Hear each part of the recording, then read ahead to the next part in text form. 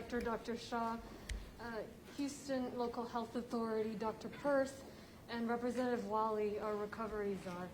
Let me briefly just address the latest on the weather. We know that as Hannah tracks west tonight, we'll be expecting some rain chances, the threat of heavy rain, but we don't expect it to be severe. Of course, we must continue watching this.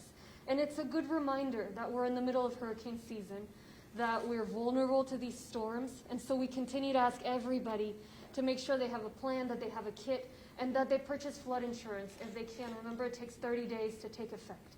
All that information is on readyharris.org, and we are watching the weather, these systems as they continue to track our way to make sure that we keep folks safe. Today, we are announcing 552 cases in Harris County outside the city of Houston and 5 deaths. Yesterday, our region reached another grim milestone. We crossed 60,000 cases across both Harris County and the city of Houston total. The good news is we've seen slight declines in hospitalizations, ICU and general population. They're very small, they're very slow, but they're there. The bad news is we've been seeing a huge increase in cases. Just in the past few weeks, we've continued to break records with the number of daily cases. The deaths these past few days, very high, but the 7-day average of cases is very high. It's 100 cases per day higher than it was on July 13th, for example, where we also have tens of thousands of active cases in the community. And that is all still a raging wildfire. We don't know what all of those cases are going to mean for future hospitalizations, and we have to keep watching. Over the last few weeks, I've heard from parents and teachers at a loss about what to do with school starting so soon. I've spoken to almost all the superintendents in Harris County. I've spoken with teachers and with parents and have heard a need for uniformity and a need for public health guidance. These superintendents have explained to me that they are educators, not medical doctors. With that in mind, our health department today, Dr. Shaw, along with the City of Houston's Health Authority, Dr. Perce, will issue an order requiring all public and non-religious private schools in Harris County remain closed to in-person instruction until at least September 8th. Now, that does not mean they can't start online instruction earlier, but I know a lot of the schools are moving their calendars. Let me be clear. This is at least until September 8th. More likely than not, September 8th is too soon, but we're going to aim for it. We'd love to meet that goal. It's very likely, though, that if trends continue as slow as they are, if cases continue to rise and that gives way to hospitalizations increasing, that we may not need it. We will reassess this in the next few weeks. We'll be working on benchmarks and on thresholds based on best practices, based on what's worked in other places and other jurisdictions, not on what we wish would work. The start of on-campus instruction and activity may be delayed further based on those thresholds and based on monitoring of the metrics that we see. So the idea is to give some clarity, to give some consistency, but really we need to work on thresholds and not on dates. I owe everything in my life to public schools. When I showed up to an amazing public school, that showed me what government could do. My counselors and my teachers set me on the path that I am here today. The last thing I want to do is shut down a brick and mortar representation of the American dream. But right now, we're guided by human life, which has been our North Star, and we have to make tough decisions. The most important point to get across today is that we, each of us in this community, have the power to bring these kids back to school. That's squarely in our hands. What I've been asking for folks to stay home is what we need to do to bring the kids back to school sooner. The reason other communities have been able to start school, yes, they also had Memorial Day, and they also had protests, just as we did. But they brought down their curve back in April and in May. They didn't give up early. We can't afford to give up early again. So let's continue working until we crush that curve. We bring this under control. We bring down that community spread. And then we can responsibly bring our kids back to in-person schooling. I'm not going to raise false hopes. In part, that's what's got us to where we are in this moment, tragically. Even if we do meet benchmarks that tell us it's safe to resume in-person instruction, it's not going to be all students back all at once. We're going to have to work on processes. That may mean some students go for a few days. It may mean some populations go in first. We have to work with the reality of the situation, not false hopes, not what we hope will take place. I want to thank all the school districts who've taken action already to delay in-person instruction. Right now, we continue to see severe and uncontrolled spread of the virus, and it would be self-defeating to reopen schools as usual for in-person instruction. Almost 1 million students from grades K through 12 in Harris County. We are all desperate to move on from this crisis. But I want to remind everybody, the faster we work together, the faster we bring this virus under control, and that means crushing the curve. It does not mean flattening it at an extremely high level where our ICUs are still crossing into surge capacity, where we have tens of thousands of active cases. It means bringing down those numbers. The faster we do that, the sooner we'll be in a position to reopen again for the long term. And I hope that the religiously affiliated schools will follow suit to help us bring that curve down faster and ensure that our kids can go to school in person where they belong and where they deserve to be. Our children's education and their ability to succeed, to continue thriving, is in our hands and has been in our hands. So it's time for us to work together and get this under control. Thank you so much. I will give the podium to Mayor Turner, and then we'll hear from Dr. Shaw, Dr. Peirce, Representative Wally, and then I'll repeat my remarks in Spanish. Mayor Turner, thank you. Excuse me. Thanks, Judge.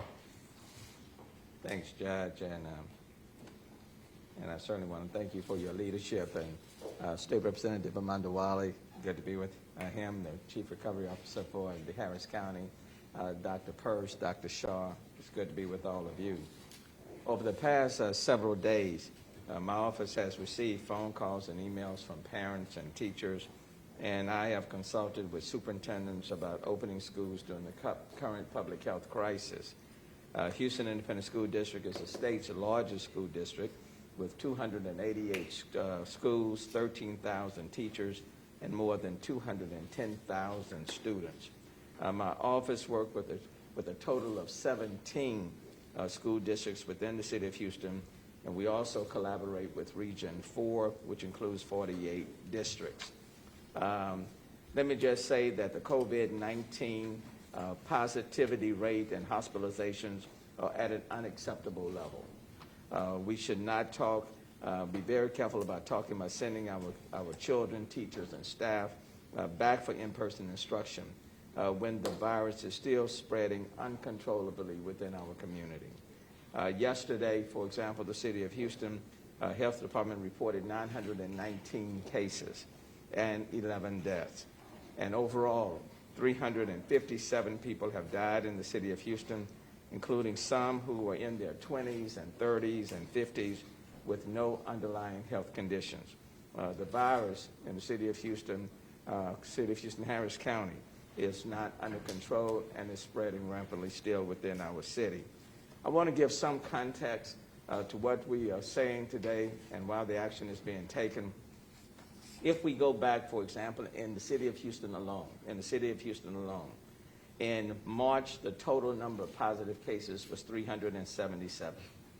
In May, that number was 3,793. In June, that number, and for the month of June, was 12,885. And as of today, and we have new numbers that will be coming out later on this afternoon, but as of today, in the month of July, that number is 19,139. So when you look at each month, coming from March to where we are, the number of positivity cases just inside the city of Houston has exponentially increased. And it has really taken off since we opened up our economy. And so for June and July, these numbers reflect an uncontrolled virus taking place in the city of Houston. With regards to the number of deaths within our city, in March, for the entire month of March, that number was 4. In April, the number was 52. In May, the total number of deaths went up to 73. In June, the number was 95. And as of now, in July, just for the month of July, the total number of deaths in our city is 133. And so as you can see, the number of deaths every month is exponentially rising. In that context, it is very difficult to talk about returning our kids to school in the month of August. We all have a stake in this process. Education is vitally important.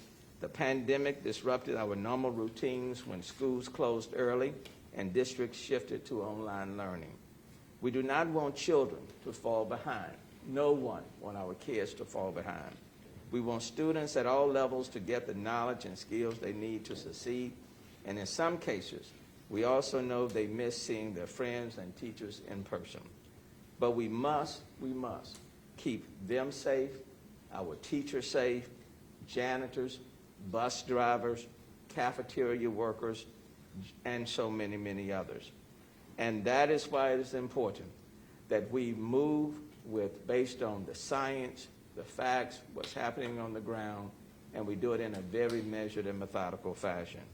Saving lives and slowing the virus from spreading are the city of Houston's top priority. And we can do that by delaying in-person, face-to-face instruction at a minimum until September the 8th. We are at a critical moment in the fight against COVID-19, and we must take a step back and work to lower the positivity rate and hospitalizations. I want to echo something that the judge said. The positivity rate within the city of Houston and Harris County varies anywhere between, let's say, 20, 22, sometimes 23%. And even though there is some modest, minor decrease in terms of the number of people going to our hospitals, and even though it appears, even in our ICU capacity, there's been some degree of things slowing down, it is happening at a very high level, much higher than existed in April and May. And in order for us to have some degree of confidence and for our testing and contact tracing program to be effective, that positivity rate must be driven down. Not to 20%, not to 15%, not 10%, but quite frankly, it needs to be much lower than that. In New York, it's 5% or below. In Boston, it's below 5%. And that is why they're able to move forward in a very measured way with the greatest degree of safety for all concerned. In a few weeks, we can look again at the data and see where things are and reassess. But I want to make it very, very clear. Even, for example, if the governor in the state does not return a stay-home order, it is important for the people within our city and the people within our region to assume and take the responsibility to do the things that we know work. And what we do know about this virus is that it feeds on one another. It feeds on close contact, socialization, group gatherings. It feeds on that. And in order for us to be successful, We have to take the energy and the fuel away from this virus. And the quicker we do that, the quicker we're going to be able to take those steps to move forward. Now, quite frankly, and I'll leave it to Dr. Peirce and Dr. Shaw and to our medical community, quite frankly, I don't know if just wearing the mask and engaging in social distancing and the proper hygiene is going to be enough to lower that positivity rate in time to do the things that we need to do. Now, yes, we are, in a sense, plateauing at a very high level.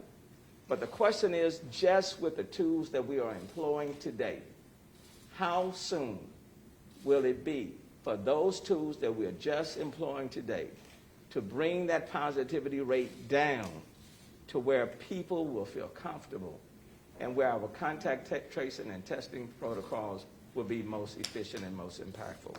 So let me just say, our kids are our greatest assets.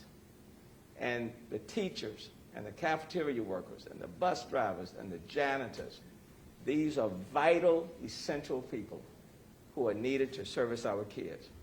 And I think it's very important for us to do everything we can to put them in the safest environment in order to make sure that we are not using them in this experiment. Thank you. Dr. Shaw. Thank you, Mayor. Thank you, Judge, Mayor, Judge, for your continued leadership. I want to also thank Representative Wally as well as Dr. Peirce, my colleague here. My name is Dr. Umair Shah. I'm the Executive Director and Local Health Authority for Harris County. And I want to really echo what you have just heard. We know that kids are precious to all of us. And our school-age kids particularly are going through a very difficult time right now. We know that time is really because a lot of them are essentially staying home. And they're not seeing life like all of us as adults have seen. All of us have been impacted, yet we remember our childhood, and our childhood is not what our kids are seeing now. And I'm saying this not just as a local health authority, as a physician, I'm saying this as a father. Father of 3 children, 2 that are school-age children. And I'm telling you that every single day, my wife and I are having this discussion about what's happening with our children. What are we going to do? What's going to happen? And how is this pandemic affecting them? And I know there are so many parents out there that are having the same discussions every morning, every afternoon, every evening, every night. They're having it with themselves, they're having it with their neighbors, they're having it with their school, whether it's the superintendents, teachers, faculty. They're having it with everyone involved, but most importantly, they're having those discussions with their kids. And I think we have to remember, and the judge and the mayor just said this, and I want to echo, when you have transmission that is high in our community, it's uncontrolled in our community for COVID-19, and you're seeing increases in cases and also deaths that are occurring, this is not the time that we take the 900,000 plus students in Harris County and say, go back to school in person because it's okay, because it's safe. It is not safe. And that is the reason that Dr. Peirce and I are signing this local health authority order today, because we want to make sure to emphasize that it's not just about protecting our children because they are the most precious resource for us, but it's also remembering that those very children are dependent on all of us as adults, as parents, as community members, to make sure that we do the right things, we model those behaviors that are going to allow them to have the same experiences that all of us had when we were children by being able to go back to school in person. This is going to be a difficult process. You've just heard about the numbers. You've heard about the positivity rate. You've heard about the concerns. What you haven't heard is that all of us continue to recognize that we want just as much as everybody to have our kids back in school in person as quickly as possible. But it's just not safe to do so right now. So I wanted to also mention that with the positivity rate and with the increase in cases throughout the community, I want the community to remember This is with 900,000 children, students that are not at school.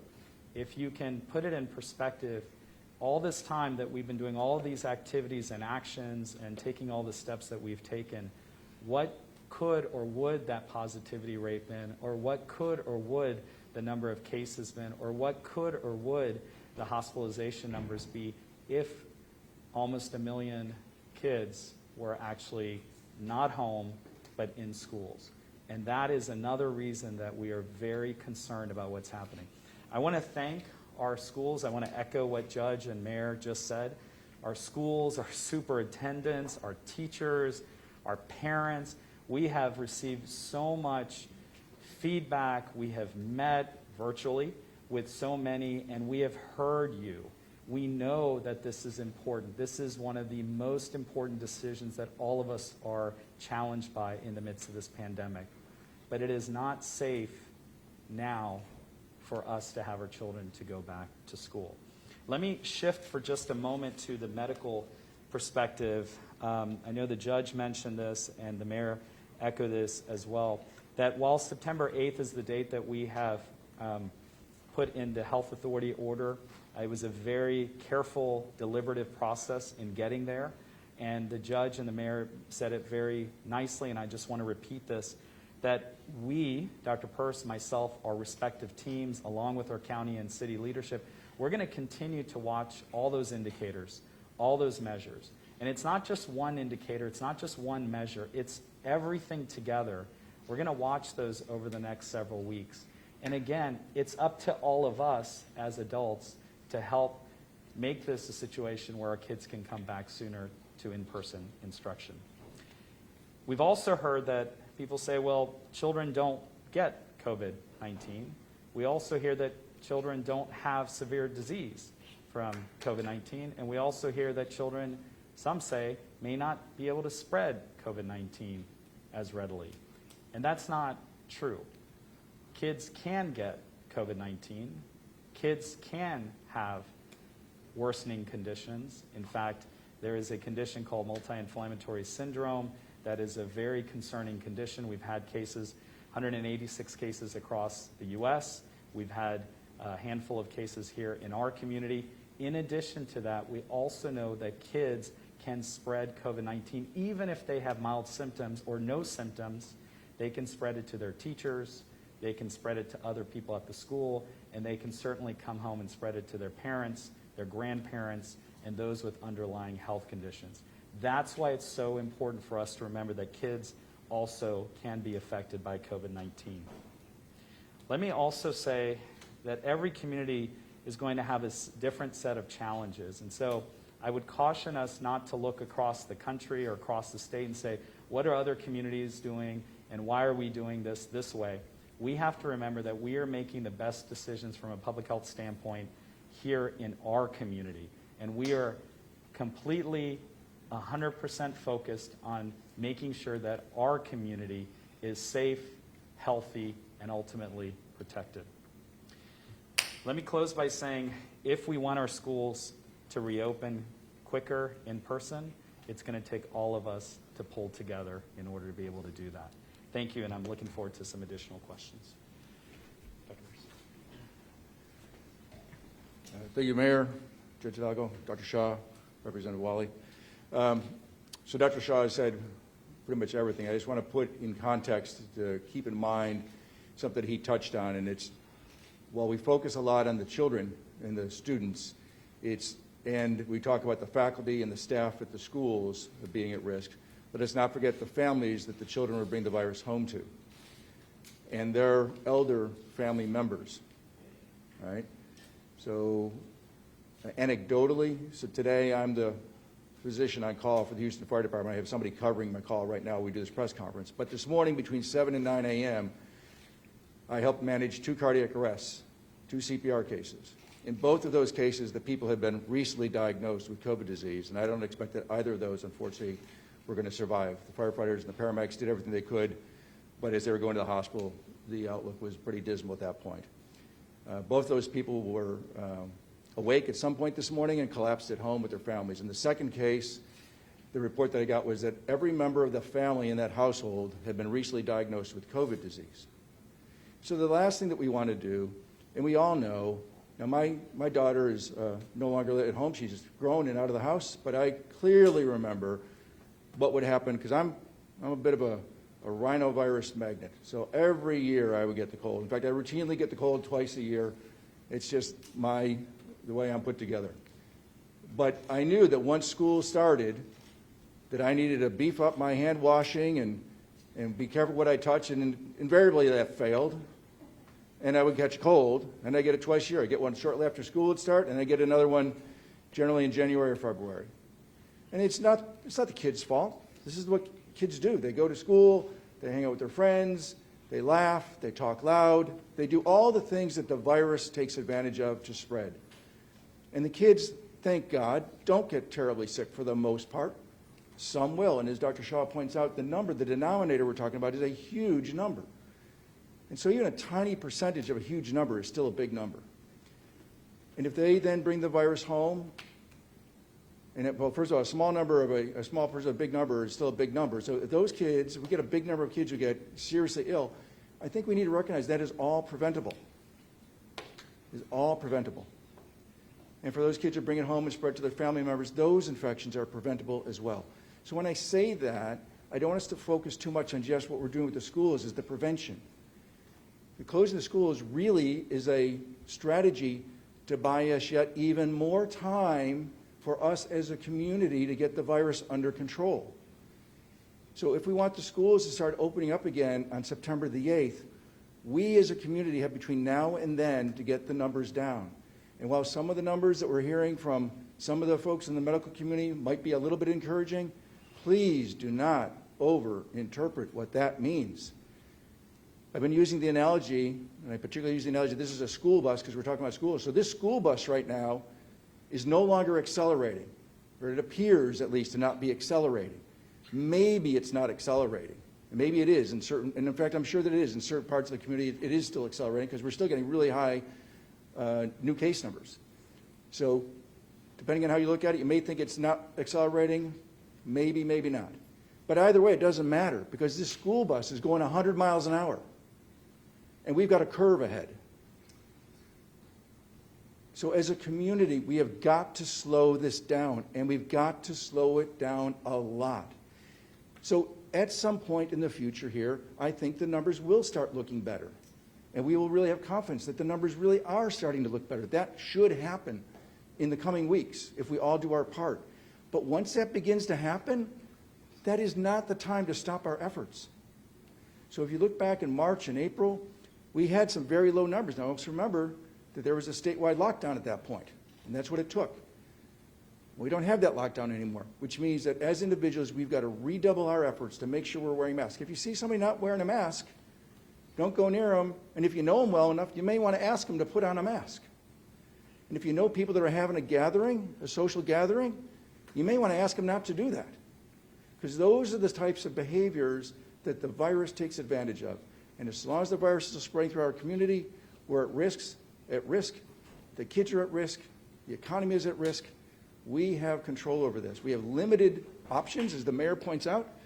We only have limited options right now. So that means we have to maximize those tools in order to be successful. Thank you. Representative Law. Thank you, Judge Hidalgo, Dr. Shaw, Mayor Turner, Dr. Peirce. Look, I stand here as obviously a member of the Texas legislature, having to deal with schools on a yearly and almost daily basis, but also as a father of school-age children. One is Armandito, he is 10 years old, and Joaquin is 6 years old. They're both about to enter first and fourth grade. And believe me, I understand the anxiety that parents have in trying to plan a safe way to transition into school. So I'm here as a parent as well. I'm also here as somebody who grew up with their grandparents, Dr. Peirce, to a single mom, living with both my grandparents. And so, and I know my story is emblematic of many stories in our communities where we live in multi-generational families in one household, where you have grandparents, you have parents, and you have children. and sometimes extended family that live with you in the same household. So this measure is a measured approach, is a measure that is well thought out so that we don't have this community spread. Now look, we all want children to go back to school as fast as they can. Believe me, I want my children to go back to school as fast as anybody else wants them to do as well. But at this point, knowing what we know at this point, it's probably not safe to do that at this point. Lastly, TEA about a week ago announced that they were going to propose $200 million in digital divide devices. I would say to Commissioner Morath, to the state leadership, thank you. We appreciate those resources. It's not enough. We need more resources, more investment from the state to provide devices and connectivity, because you have many, many, many children in this community that are going to be left out with maybe no device, or have one device but not have connectivity, or vice versa. If you do have a device and you do have connectivity, you have multiple children in that household. So I would say my parting point would be that we need more investment from the state to provide devices and connectivity for children that do not have access to the devices and activity to do the virtual learning that we're asking them to do up until September 8th. So again, thank you for that investment. We hope that that's a down payment because we have probably over close to $500 to $600 million. Digital divide costs money. There's probably $500 to $600 million in need, Mayor, Judge, in bridging that digital divide for many, many children.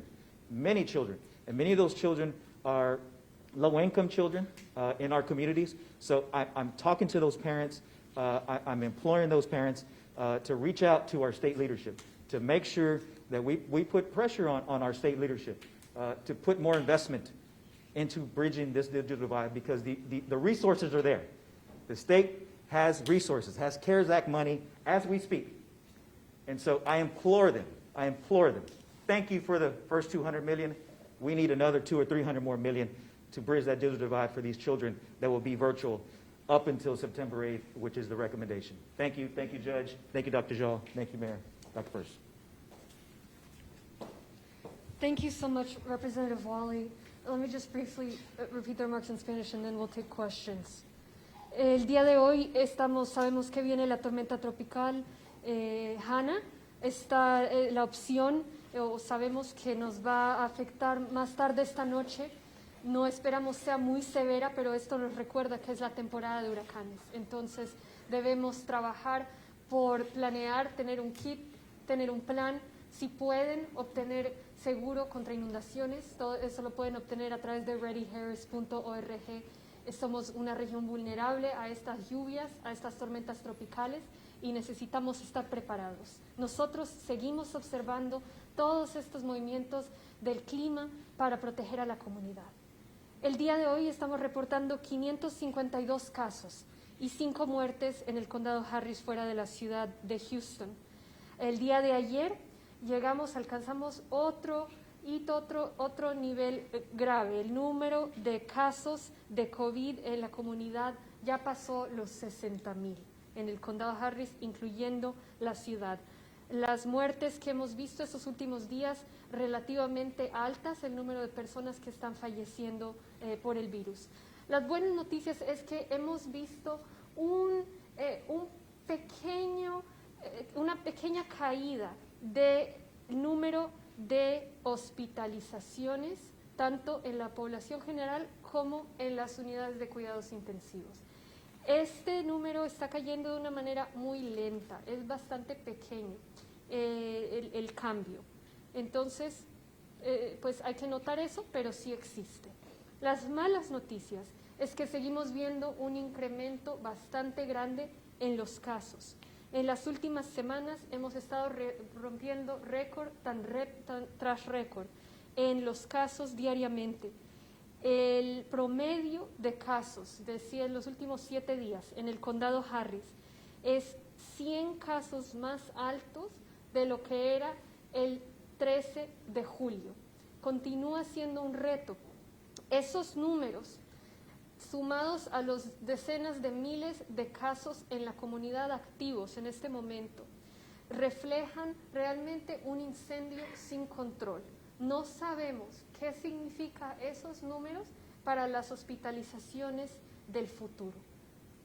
En las últimas semanas he estado escuchando de padres, de maestros, muy confundidos, preocupados en cuanto a qué hacer con las escuelas, empezando tan pronto. He hablado con casi todos los superintendentes del condado Harris. He hablado con maestros y con padres. He escuchado la necesidad de consistencia, la necesidad de guías basadas en salud pública, en ciencia, en medicina. Estos superintendentes me han explicado que ellos son educadores, son maestros, no son doctores médicos. Con eso en mente, el Departamento de Salud del Condado Harris hoy, con el Departamento de Salud de la ciudad de Houston, estarán emitiendo una orden requiriendo que las escuelas públicas y las escuelas privadas no religiosas pospongan la instrucción en persona hasta al menos el 8 de septiembre.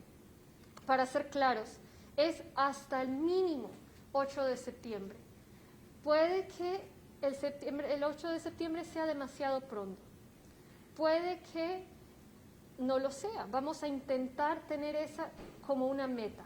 Nos encantaría alcanzar esa meta.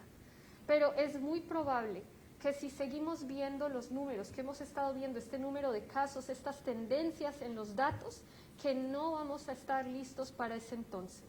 Ahora, la instrucción vía internet, la instrucción a distancia puede suceder antes del 8 de septiembre, pero en persona tiene que ser mínimo ese día. Vamos a reevaluar en unas cuantas semanas, vamos a estar trabajando en niveles, vamos a estar trabajando en puntos de referencia para decir cuando se bajen las hospitalizaciones a tal nivel, tener tal información, en ese momento sí vamos a poder ofrecer, permitir la instrucción en persona.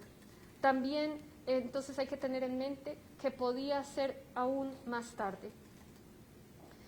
Todo lo que he alcanzado en mi vida hasta ahora se lo debo a nuestras escuelas públicas. Cuando llegué a una escuela pública increíble, vi lo que podía lograr hacer un gobierno por la comunidad. Mis consejeros, mis maestros, me pusieron el camino para que llegara a donde estoy hoy día.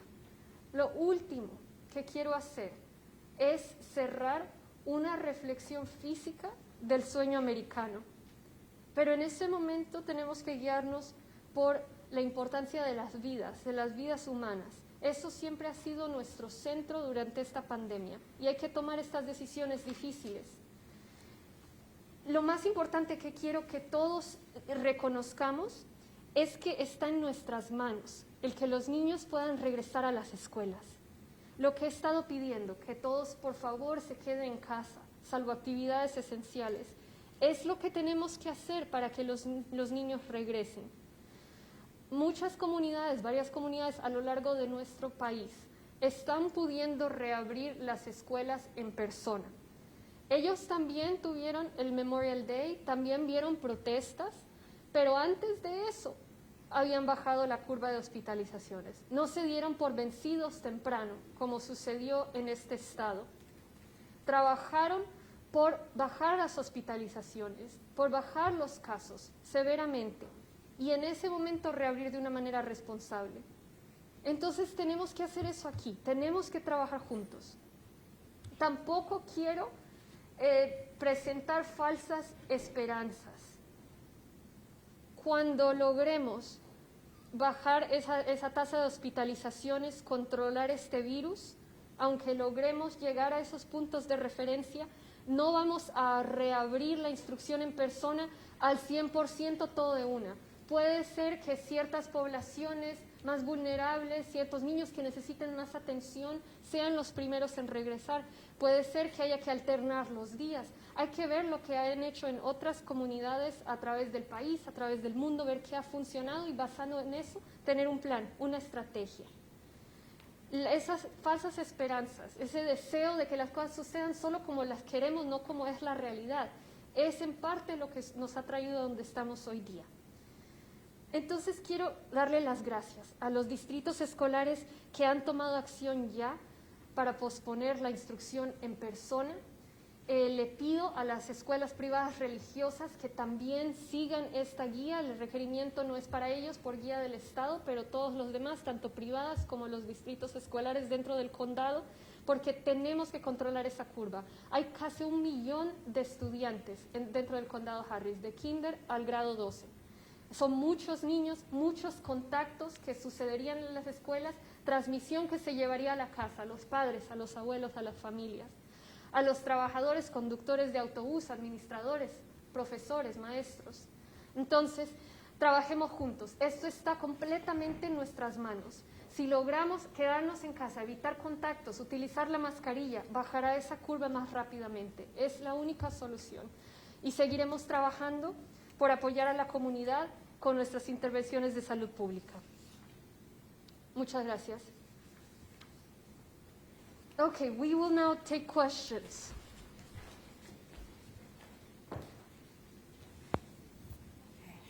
Chelsea Edwards, Fox 26. For Judge Hidalgo and Mayor, are there any plans to work with the district to help offer additional support for parents during this time, especially since a lot of them in low-income families have been struggling with kids staying at home and all the stay-at-home orders? Yeah, this is incredibly difficult for children. A lot of kids, really the best place for them to be is school. We just can't have any kind of gathering right now. So some of what we've been doing, of course, supporting efforts to feed those families. And we're going to continue working with the schools, with the food bank, with the region to support as much as we can those efforts. The digital divide issue, very important. We hope the state is going to offer the support, the financial support that we need. But I can commit to you in Harris County, we're going to do everything in our power to make sure, regardless of what the state does, to make sure that every child who needs a device, who needs connectivity, can get it. And so we're working to make that a reality, whatever we have to do.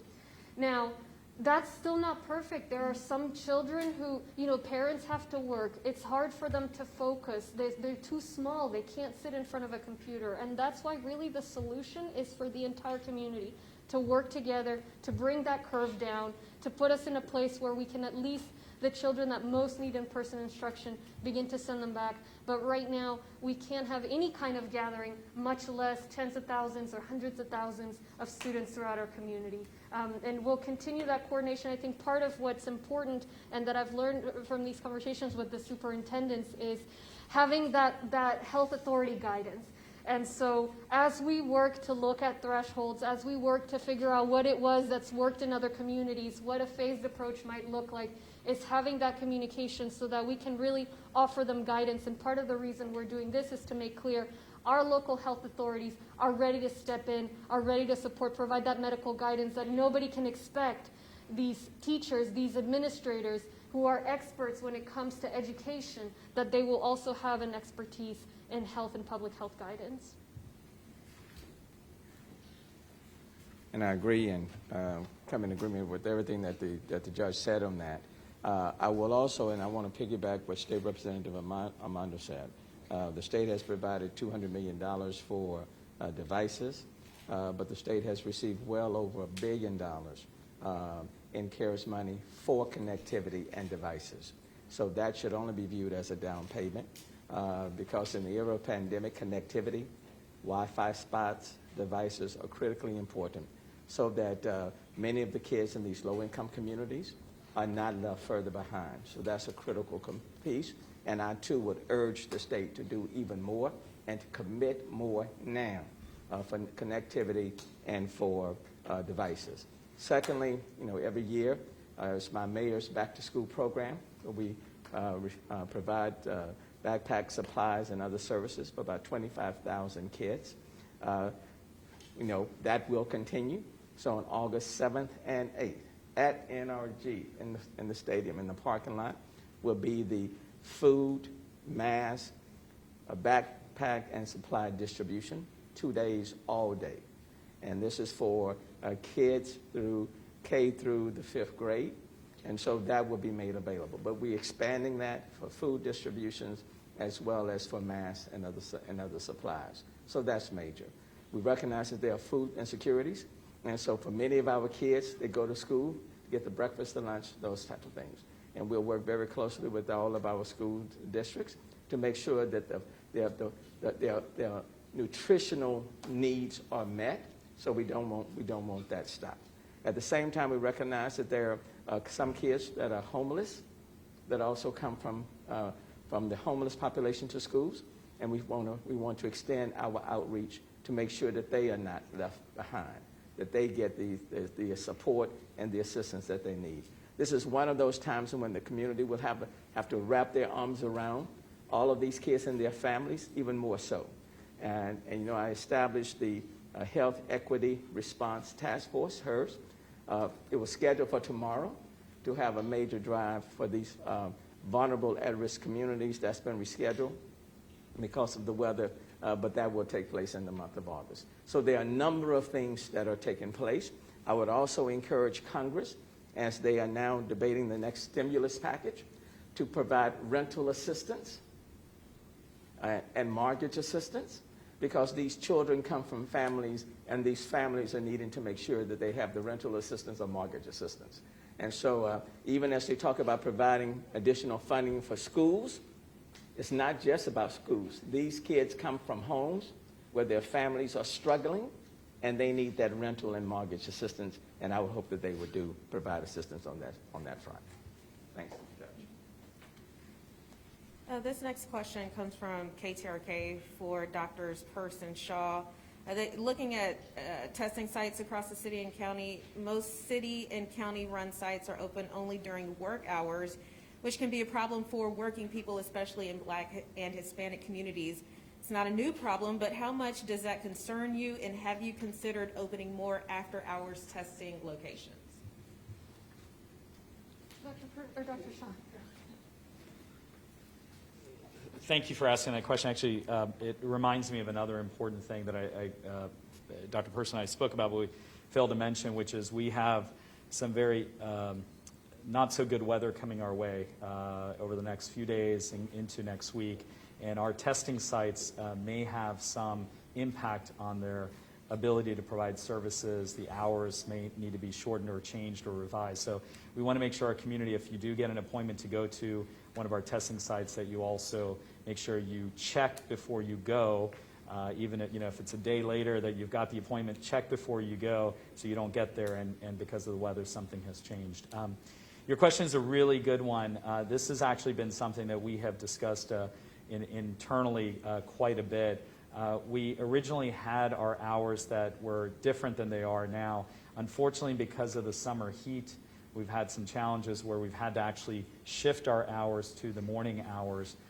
We were looking at what we could do in the evening hours, so we could do essentially a split shift. But because of the way we were working with our FEMA partners, some of the challenges with the way pickup was done and all sorts of other shipping, because samples had to be shipped that night, we were unable to do that. We're all looking at this as we get past this extension that FEMA has given us through July 31st of what that could potentially look like.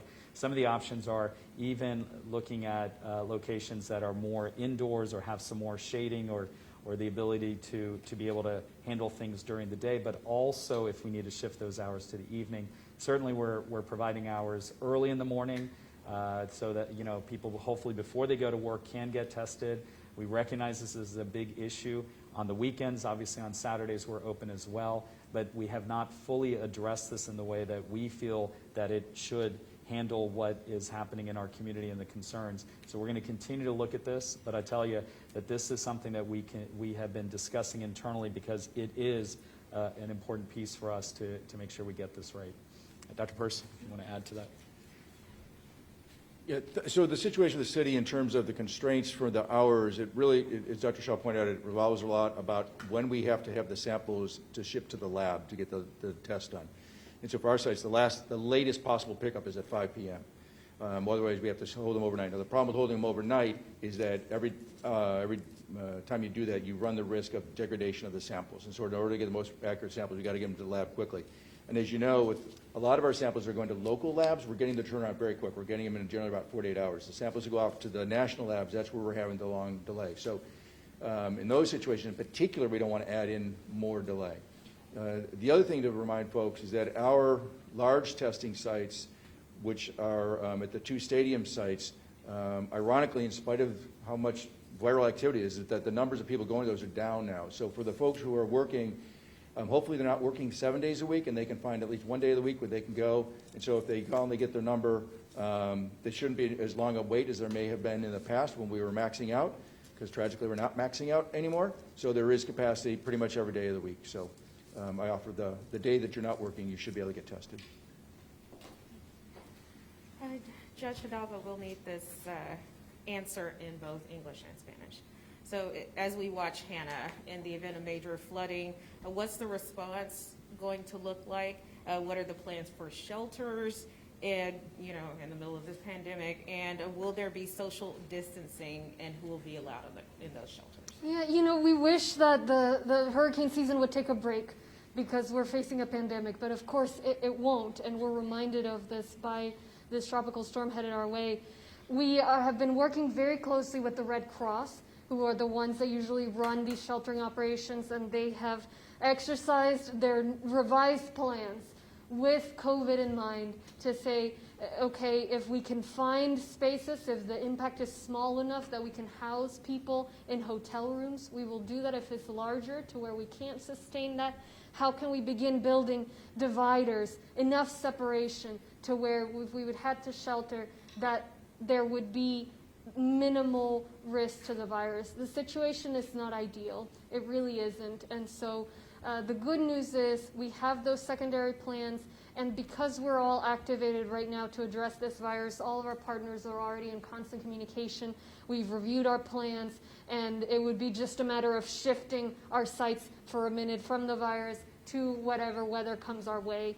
The most important point right now is just really to remind folks about flood insurance. I know a lot of folks may not be in a position right now to afford it. For folks who can, every time there is a flood, we see, we jump in to try and offer the support that we can. Sometimes we qualify for federal aid that can go directly to individuals, but folks can never be made whole unless they have flood insurance. It's a huge difference, the communities, the families that do and the families that don't. And so even if you've never flooded before, we live 50 feet above sea level, and while we're working on our flood control projects as quickly as we can't do it any faster. They won't all be done for a few years, and we're going to need more after that. And so we're still vulnerable, and we need folks to do that and to watch out for themselves and for their families by keeping track of the news, making sure they have a kit, making sure they have a plan for evacuation, and having flood insurance if they can afford it. En español, estamos viendo la tormenta tropical y obviamente nos recuerda que es temporada de huracanes.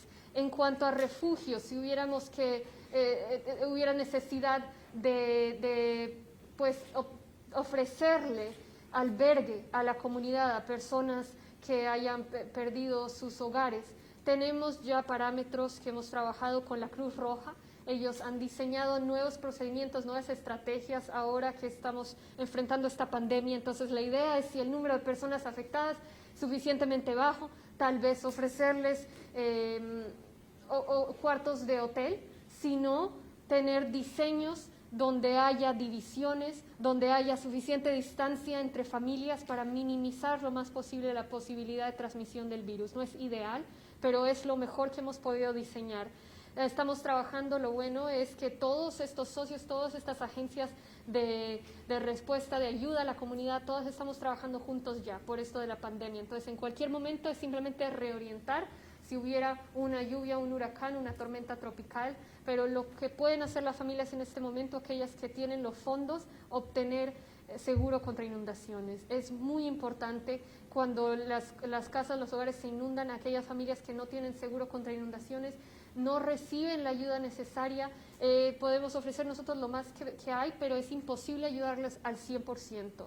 En cambio, las personas que sí tienen seguro rápidamente reciben los fondos y se recuperan. Entonces, todos, aunque no se hayan inundado previamente, aunque su área no se inunde, no se confíen. Vivimos a unos cuantos metros del nivel del mar y además estos proyectos de control de inundaciones, aunque los estamos trabajando muy rápidamente, todavía faltan años para que se completen. Entonces estamos todavía muy vulnerables a las lluvias, al clima. Entonces, por favor, recuerden el seguro contra inundaciones si pueden y de cualquier manera tener un plan de evacuación, tener un kit en casa. Todo eso está en readyharris.org.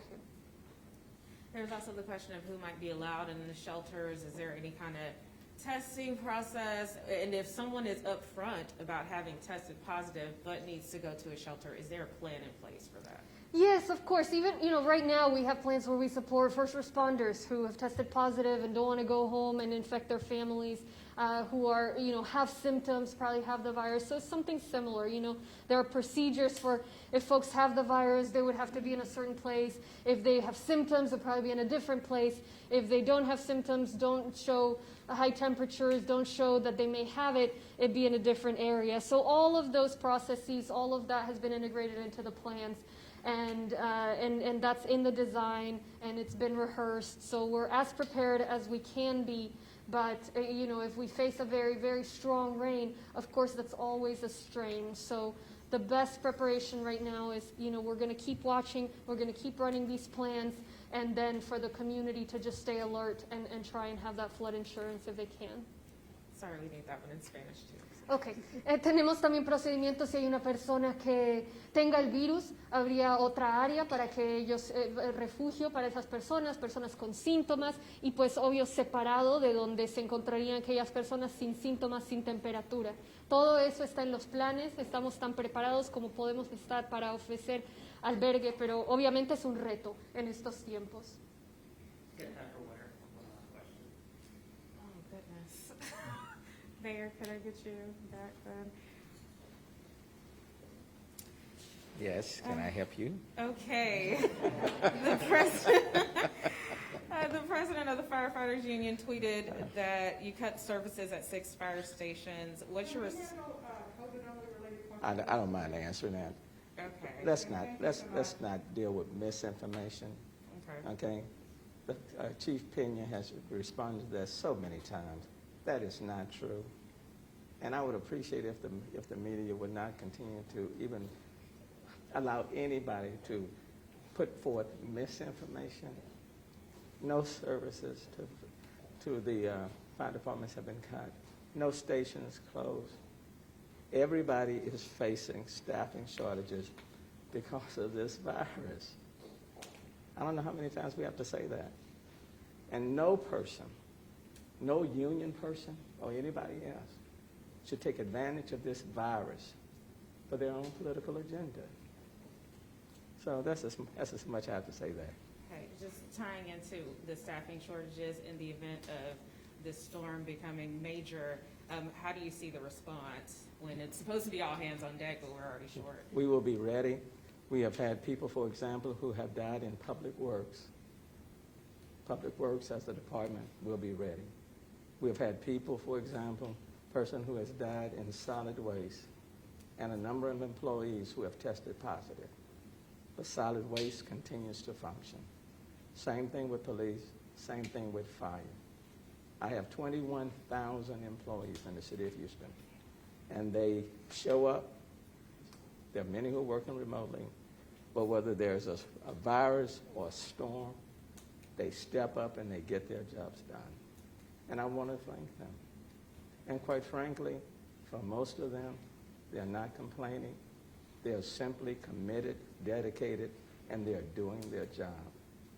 And so I don't want some union boss to color the dedication and commitment of firefighters, police officers, and municipal employees. We have to leave it there. Thank you. Thank you so much. Mayor Turner. Hi, my name is Lauren Sheffield. My dad worked with you in the House of Representatives, and he would kill me if I didn't say hello. Curtis Swallow. Do you remember Curtis Swallow in the 90s? Yeah, that's my daddy. He would be so mad if I didn't tell him. I enjoy working with. I know, he talks so many good things about you. So. Tell the family I said I hello. will.